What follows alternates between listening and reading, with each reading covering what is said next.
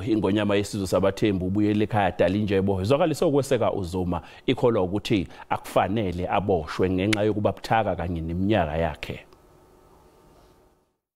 Ukumkani buyele ekhaya Dalindyebo uphume emxhasa lo wayesayikuba ngumongameli welizwe utata uJacob Zuma esithi ubana noko sisigwebo esiqinileyo esubana yena aye entolongweni ecamkwamthi naye othethela yona ikumkani utata uPrince Langalebelele Mthunzi Ngonyama.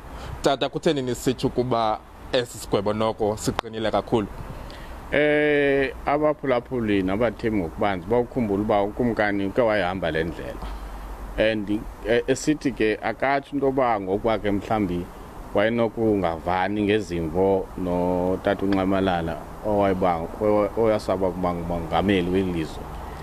Akathi into ba ngoku naye makangene kulomngxunyo bengene kuwo noba zikhona indlela ezithile ezingenza uba noko umuntu okula mgangatho ngamanye amaxesha umuntu okula minyaka kuyo ngobudala beminyaka ngamanye amaxesha ngangakwazi ulenza ixesha phaa kulaa ndawo.